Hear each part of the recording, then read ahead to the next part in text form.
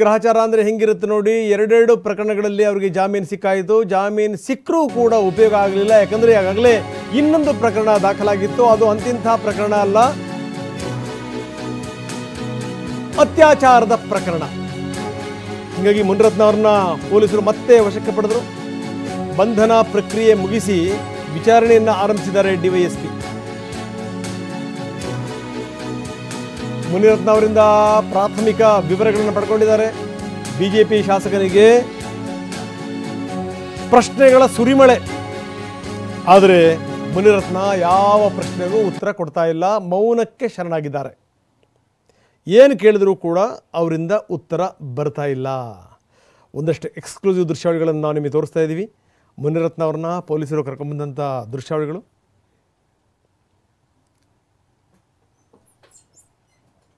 ದಿನಕರ ಶೆಟ್ಟಿ ನೇತೃತ್ವದಲ್ಲಿ ವಿಚಾರಣೆ ನಡೀತಾ ಇದೆ. ಈಗಾಗಲೇ ಪ್ರಾಥಮಿಕ ಮಾಹಿತಿಯನ್ನು ಪೊಲೀಸರು ಪಡ್ಕೊಂಡಿದ್ದಾರೆ.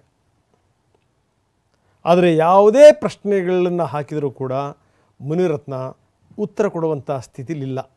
ಅವರದ್ದೇನಿದ್ರು ಮೌನವೇ ಉತ್ತರ. ಯಾಕಂದರೆ ಬಹುಶಃ ಎಕ್ಸ್ಪೆಕ್ಟ್ ಮಾಡಿದರೂ ಇಲ್ವೋ ಗೊತ್ತಿಲ್ಲ, ಹಿಂಗೆಲ್ಲ ಈ ಬೇರೆ ಬೇರೆ ಕಡೆ ತಿರ್ಕೊಂಡ್ಬಿಡುತ್ತೆ ಕೇಸ್ಗಳು ಅಂತ. ಒಂದು ಕಡೆಗೆ ಜಾತಿ ನಿಂದನೆ, ಪ್ರಾಣ ಬೆದರಿಕೆ, ಇದೆಲ್ಲ ಮುಗಿತಪ್ಪ ಇನ್ನೇನು ಹೊರಗಡೆ ಬರ್ಬೋದು ಅಂತಿರುವಂಥ ಸಂದರ್ಭದಲ್ಲೇ ಈಗ ಮತ್ತೊಂದು ದೊಡ್ಡ ಪ್ರಕರಣ, ಅದು ಅತ್ಯಾಚಾರದ ಪ್ರಕರಣ ಅಂತ. ಅಲ್ಲೂ ಕೂಡ ಯಾವ್ಯಾವ ಸೆಕ್ಷನ್ಗಳನ್ನು ಹಾಕಬೇಕಲ್ಲ, ಯಾವುದನ್ನೇ ನೋಡಿದ್ರು 10 ವರ್ಷ ಜೈಲಾಗಬೇಕು ಅಂಥ ಸೆಕ್ಷನ್ಗಳನ್ನೇ ಹಾಕಿದ್ದಾರೆ. ಈಗ ಕಗ್ಗಲೀಪುರ ಆಸ್ಪತ್ರೆಗೆ ಕರೆದೊಯ್ದಿದ್ದಾರೆ. ಅಲ್ಲಿ ಮೆಡಿಕಲ್ ಟೆಸ್ಟ್ ಸೂಕ್ತ ವ್ಯವಸ್ಥೆ ಇರಲಿಲ್ಲ. ಹೀಗಾಗಿ ಮುನಿರತ್ನ ಅವರನ್ನು ಶಿಫ್ಟ್ ಮಾಡಲಾಗಿದೆ. ದಯಾನಂದ ಸಾಗರ್ ಆಸ್ಪತ್ರೆಯಲ್ಲಿ ಮೆಡಿಕಲ್ ಟೆಸ್ಟ್ಗೆ ಒಳಪಡಿಸಲಾಗುತ್ತೆ. ಹಾರೋಹಳ್ಳಿ ಬಳಿ ಇರುವಂಥ ದಯಾನಂದ ಸಾಗರ್ ಆಸ್ಪತ್ರೆ. ಕಗ್ಗಲೀಪುರ ಆಸ್ಪತ್ರೆಗೆ ಕರ್ಕೊಂಡು ಹೋದರು. ಅಲ್ಲಿ ಏನು ವ್ಯವಸ್ಥೆಗಳಿರಲಿಲ್ಲ. ನೋಡಿ ಹೆಂಗಿದೆ ಅಂತ ನಮ್ಮ ಹಾಸ್ಪಿಟ್ಲ್ಗಳ ಸ್ಥಿತಿ. ಕರ್ಕೊಂಡು ಹೋಗುವಂಥವ್ರಿಗಾದರೂ ಗೊತ್ತಾಗೋದು ಬೇಡವಾ ಅಲ್ಲಿ ವ್ಯವಸ್ಥೆ ಇದೆಯೋ ಇಲ್ವೋ ಅಂತ.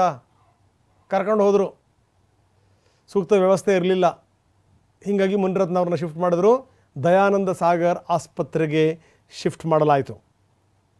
ಅಲ್ಲಿ ಮೊದಲು ಮೆಡಿಕಲ್ ಟೆಸ್ಟ್, ಆರೋಗ್ಯ ತಪಾಸಣೆ, ಅದಾದ ನಂತರ ಮತ್ತೆ ವಿಚಾರಣೆ.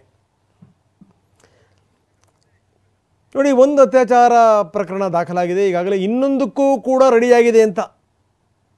ಇನ್ನೂ ಒಬ್ಬರು ದೂರು ಕೊಡಲಿಕ್ಕೆ ಈಗಾಗಲೇ ಸಿದ್ಧತೆ ನಡೆಸ್ಕೊಂಡಿದ್ದಾರೆ ಅಂತ. ಅಂದರೆ ಸಾಲು ಸಾಲು ದೂರುಗಳು ಬರಬೇಕು. ಬನ್ನಿ, ನಮ್ಮ ಪ್ರತಿನಿಧಿ ಶಿವಪ್ರಸಾದ್ ಈಗ ನಮ್ಮೊಂದಿಗೆ ನೇರ ಸಂಪರ್ಕದಲ್ಲಿದ್ದಾರೆ. ಶಿವಪ್ರಸಾದ್, ನಾವು ನೋಡ್ತಾ ಇದ್ದೀವಿ, ಒಂದು ಕಡೆಗೆ ಮುನಿರತ್ನ ಅವ್ರನ್ನ ವಶಕ್ಕೆ ಪಡೆದಿರುವಂಥ ಪೊಲೀಸರು ಅವ್ರಿಗೀಗ ಮೆಡಿಕಲ್ ಟೆಸ್ಟ್ ಮಾಡಿಸಬೇಕಾಗಿತ್ತು. ಒಂದು ಆಸ್ಪತ್ರೆಯಿಂದ ಇನ್ನೊಂದು ಆಸ್ಪತ್ರೆಗೆ ಕರ್ಕೊಂಡು ಹೋಗಿದ್ದಾರೆ. ಹಲವಾರು ಪ್ರಶ್ನೆಗಳನ್ನು ಇಟ್ಕೊಂಡಿದ್ದಾರೆ. ಏನೇ ಪ್ರಶ್ನೆಗಳು ಕೇಳಿದ್ರು ಕೂಡ ಮುನಿರತ್ನ ಅವರದ್ದು ಮೌನ ಉತ್ತರ ಅನ್ನುವಂಥ ಮಾತಿದೆ. ಹೇಗಿದೆ ಒಟ್ಟಾರೆ ಸ್ಥಿತಿಗತಿ? ಈಗ ಮುನಿರತ್ನ ಎಲ್ಲಿದ್ದಾರೆ? ಮೆಡಿಕಲ್ ಟೆಸ್ಟ್ ಮುಗಿದಿದೆಯಾ ಅಥವಾ ಈಗ ದಯಾನಂದ ಸಾಗರ್ ಆಸ್ಪತ್ರೆಗೆ ಕರ್ಕೊಂಡು ಹೋಗಿರೋದಾ? ರಂಗನಾಥ, ಇಂದು ಬೆಳಗ್ಗೆ ಪರಪ್ಪನಗರ ಜೈಲಿನಲ್ಲಿ ಅತ್ಯಾಚಾರ ಆರೋಪ ಪ್ರಕರಣದಲ್ಲಿ ಶಾಸಕ ಮುನಿರತ್ನವರನ್ನು ವಶಕ್ಕೆ ಪಡೆದು ಕಗ್ಗಲೀಪುರ ಪೊಲೀಸರು ಕರೆತಂದಿರತಕ್ಕಂಥದ್ದು. ಇದು ಬೆಳಗ್ಗೆ 8 ಗಂಟೆ ಸುಮಾರಿಗೆ ಪರಪ್ಪನಗರ ಜೈಲಿನಲ್ಲಿಯೇ ಅವರನ್ನ ವಶಕ್ಕೆ ಪಡೆದುಕೊಂಡ್ರು. ಆದಂಥ ಬಳಿಕ ಸಾಮಾನ್ಯವಾಗಿ ಯಾವುದೇ ಒಂದು ಪ್ರಕರಣದಲ್ಲಿ ಆರೋಪಿಯನ್ನ ವಶಕ್ಕೆ ಪಡೆದಂಥ ಬಳಿಕ ಅವರಿಗೆ ಮೆಡಿಕಲ್ ಚೆಕಪ್ ಅನ್ನು ಮಾಡಿಸೋದು ರೊಟೀನ್ ಚೆಕಪ್ ಆಗಿರುತ್ತೆ. ಇದೊಂದು ವ್ಯವಸ್ಥೆ. ಈ ಹಿನ್ನೆಲೆಯಲ್ಲಿ ಕಗ್ಗಲೀಪುರ ಪೊಲೀಸ್ ಠಾಣೆಯಲ್ಲಿ ಪ್ರಾಥಮಿಕ ವಿಚಾರಣೆಗೂ ಕೂಡ ಮುನಿರತ್ನವರನ್ನು ಒಳಪಡಿಸಿದ್ರು ಹಿರಿಯ ಅಧಿಕಾರಿಗಳು. ಪ್ರಮುಖವಾಗಿ ಈ ಒಂದು ಪ್ರಕರಣದಲ್ಲಿ ರಾಮನಗರ ಡಿವೈಎಸ್ಪಿ ದಿನಕರ ಶೆಟ್ಟಿ ಇವರನ್ನು ವಿಚಾರಣೆಗೆ ಒಳಪಡಿಸಿರ್ತಕ್ಕಂಥದ್ದು. ಮುನಿರತ್ನವರನ್ನ ಪ್ರಾಥಮಿಕವಾಗಿ ವಿಚಾರಣೆಗೆ ಒಳಪಡಿಸಿದಂಥ ಸಂದರ್ಭದಲ್ಲೂ ಕೂಡ ಅವರು ಯಾವುದೇ ರೀತಿಯ ವಿಚಾರಣೆಗೆ ಸಹಕಾರವನ್ನು ನೀಡಿಲ್ಲ. ಮೊದಲನೇದಾಗಿ ಈ ಒಂದು ಪ್ರಶ್ನೆಗಳನ್ನಿಟ್ಟು ಪ್ರಾಥಮಿಕ ಮಾಹಿತಿಯನ್ನು ಪಡೆಯುವಂಥ ಕೆಲಸವನ್ನು ಕೂಡ ಡಿವೈಎಸ್ಪಿ ದಿನಕರ ಶೆಟ್ಟಿ ಮಾಡಿದರು. ಆದರೆ ಯಾವುದೇ ಪ್ರಶ್ನೆಗಳಿಗೂ ಕೂಡ ಉತ್ತರಿಸದೆ ಮೌನಕ್ಕೆ ಶರಣಾಗಿದ್ದರು ಮುನಿರತ್ನ ಅಂತೇಳಿ ಮಾಹಿತಿ ಲಭ್ಯ ಆಗಿರ್ತಕ್ಕಂಥದ್ದು. ಈಗಾಗಲೇ ಈ ಪ್ರಕರಣದ ಒಂದು ಭಾಗವಾಗಿ ಮೆಡಿಕಲ್ ಚೆಕಪ್ ಮಾಡಿಸಬೇಕಾಗಿದೆ. ಕಗ್ಗಲೀಪುರ ಪೊಲೀಸ್ ಠಾಣೆಯಿಂದ 15-20 ಕಿಲೋಮೀಟರ್ ಅಂತರಗಳಲ್ಲಿ ಕನಕಪುರ ರಸ್ತೆಯ ಹಾರೋಹಳ್ಳಿ ಬಳಿ ಇರತಕ್ಕಂಥ ನನ್ನ ಹಿಂಭಾಗದಲ್ಲಿ ನೀವು ಈಗಾಗಲೇ ಗಮನಿಸ್ತಾ ಇದ್ದೀರಾ, ದಯಾನಂದ ಸಾಗರ್ ಆಸ್ಪತ್ರೆಗೆ ಆಗಲೇ ಮುನಿರತ್ನವರನ್ನ ಕರೆದುಕೊಂಡು ಬಂದಿದ್ದಾರೆ. ಆಸ್ಪತ್ರೆಯ ಒಳಭಾಗದಲ್ಲಿ ಮುನಿರತ್ನವರಿಗೆ ಮೆಡಿಕಲ್ ಚೆಕಪ್ ಕೂಡ ನಡೀತಿದೆ. ವೈದ್ಯಕೀಯ ಪರೀಕ್ಷೆಯ ಬಳಿಕ ಇವತ್ತು ಅಂದರೆ ಬಹುಪಾಲು ಇವತ್ತು ಬೆಳಗ್ಗೆ 8 ಗಂಟೆ ಸುಮಾರಿಗೆ ಅವರನ್ನ ವಶಕ್ಕೆ ಪಡೆದಿರತಕ್ಕಂಥ ಹಿನ್ನೆಲೆಯಲ್ಲಿ 24 ಗಂಟೆಯ ಒಳಭಾಗದಲ್ಲಿ ಅಂದರೆ ಆರೋಪಿಯನ್ನ ಕಸ್ಟಡಿಗೆ ಪಡೆದಂಥ 24 ಗಂಟೆಯ ಒಳಭಾಗದಲ್ಲಿ ಅವರನ್ನ ನ್ಯಾಯಾಧೀಶರ ಮುಂದೆ ಹಾಜರುಪಡಿಸಬೇಕಾಗಿದೆ. ಸಂಬಂಧಪಟ್ಟಂತ ನ್ಯಾಯಾಧೀಶರ ಮುಂದೆ ಹಾಜರುಪಡಿಸಿ ಮತ್ತೆ ಅವರನ್ನು 10 ದಿನಗಳ ಕಾಲ ವಶಕ್ಕೆ ಪಡೆಯುವಂಥ ಸಾಧ್ಯತೆಗಳು ಇರತಕ್ಕಂಥದ್ದು. ಅವರ ವಿರುದ್ಧ ಕೇಳಿ ಬಂದಿರತಕ್ಕಂಥ ಗಂಭೀರ ಆರೋಪ ಪ್ರಕರಣ, ಅತ್ಯಾಚಾರ ಆರೋಪ ಪ್ರಕರಣ ಏನಿದೆ, ಈ ಒಂದು ಪ್ರಕರಣದಲ್ಲಿ ಈಗಾಗಲೇ ಮುನಿರತ್ನರವರನ್ನ ಮತ್ತಷ್ಟು 10 ದಿನಗಳ ಕಾಲ ವಶಕ್ಕೆ ಪಡೆದು ತೀವ್ರ ವಿಚಾರಣೆಗೆ ಒಳಪಡಿಸುವಂತಹ ಸಾಧ್ಯತೆಗಳು ಕೂಡ ಇರತಕ್ಕಂಥದ್ದು.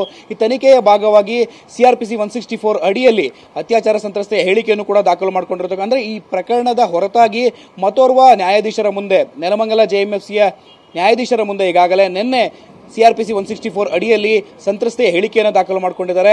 ಪ್ರಮುಖವಾಗಿ ಇಡೀ ಪ್ರಕರಣಕ್ಕೆ ಸಂಬಂಧಪಟ್ಟಂತೆ ಆಕೆ ದೂರಿನಲ್ಲಿ ಹಲವು ಆರೋಪಗಳನ್ನು ಮಾಡಿ ಉಲ್ಲೇಖವನ್ನ ಮಾಡಿರ್ತಕ್ಕಂಥದ್ದು. ಹನಿ ಟ್ರ್ಯಾಪ್ಗೂ ಕೂಡ HIV ಸೋಂಕಿತರನ್ನ ಬಳಕೆಯನ್ನ ಮಾಡ್ತಿದ್ರು. ತನ್ನ ರಾಜಕೀಯ ವಿರೋಧಿಗಳನ್ನ ಹಣಿಯೋದಕ್ಕೋಸ್ಕರ ಅವರ ಒಂದು ಖಾಸಗಿ ವಿಡಿಯೋಗಳನ್ನ ಸೆರೆ ಹಿಡಿದುಕೊಂಡು ಬ್ಲಾಕ್ ಮೇಲ್ ಮಾಡುವ ತಂತ್ರವನ್ನ ಮುನಿರತ್ನ ಅನುಸರಿಸುತ್ತಿದ್ರು ಅಂತೇಳಿ ಗಂಭೀರ ಆರೋಪವನ್ನು ಮಾಡಿದ್ದಾಳೆ. ಇದಕ್ಕೆ ಸಂಬಂಧಪಟ್ಟಂತೆ ಆ HIV ಸೋಂಕಿತರನ್ನ ಏನು ಹನಿ ಟ್ರ್ಯಾಪ್ಗೆ ಬಳಸ್ಕೊಳ್ತಾ ಇದ್ರು ಅವರನ್ನು ಕೂಡ ಸಿಆರ್ಪಿಸಿ 164 ಅಡಿಯಲ್ಲಿ ಹೇಳಿಕೆ ದಾಖಲು ಮಾಡಿಕೊಳ್ಳೋದಕ್ಕೆ ಈಗಾಗಲೇ ಪೊಲೀಸರು ಕೂಡ ಸಿದ್ಧತೆ ನಡೆಸಿಕೊಂಡಿದ್ದಾರೆ.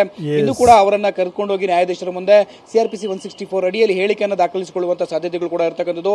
ಒಟ್ಟಾರೆಯಾಗಿ ನ್ಯಾಯಾಧೀಶರ ಮುಂದೆ ಸಿಆರ್ಪಿಸಿ 164 ಅಡಿಯಲ್ಲಿ ದಾಖಲಿಸುವಂತಹ ಹೇಳಿಕೆಗಳು ಮುನಿರತ್ನ ಅವರಿಗೆ ಮುಳುವಾಗುವ ಸಾಧ್ಯತೆಗಳು ಇರತಕ್ಕಂಥದ್ದು. ಅವರನ್ನ ಮತ್ತಷ್ಟು ಸಂಕಷ್ಟಕ್ಕೆ ಈಡು ಮಾಡುವಂತಹ ಸಾಧ್ಯತೆಗಳು ನಿಚ್ಚಳವಾಗಿರ್ತಕ್ಕಂಥದ್ದು. ರಂಗನಾಥ್, ಅಷ್ಟೇ ಅಲ್ಲದೆ ಇನ್ನು ಮುಂದುವರೆದಂತೆ ಈ ಒಂದು ಪ್ರಕರಣದಲ್ಲಿ ಹನಿ ಟ್ರ್ಯಾಪ್ಗೆ ಒಳಗಾಗಿರ್ತಕ್ಕಂಥ ಸಂತ್ರಸ್ತರು ಕೂಡ ಮುಂದೆ ಬಂದು ಅವರು ಕಂಪ್ಲೇಂಟ್ ಕೊಡುವಂತಹ ಸಾಧ್ಯತೆಗಳು ಕೂಡ ಇರತಕ್ಕಂಥದ್ದು.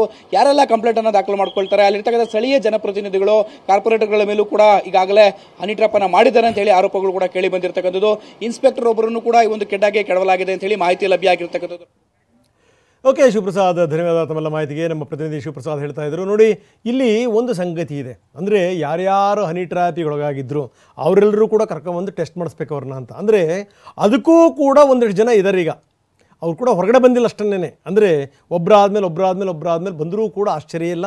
ಯಾಕಂದರೆ ಇದೊಂದು ವ್ಯವಸ್ಥಿತವಾಗಿ ಹೆಂಗೆ ನಡೀತಾ ಇದೆ ಅಂತಂದರೆ 2 ಪ್ರಕರಣಗಳಿಂದ ಅವ್ರಿಗೆ ಮುಕ್ತಿ ಸಿಕ್ತು, ಅವರಿಗೆ ಜಾಮೀನು ಸಿಕ್ತು.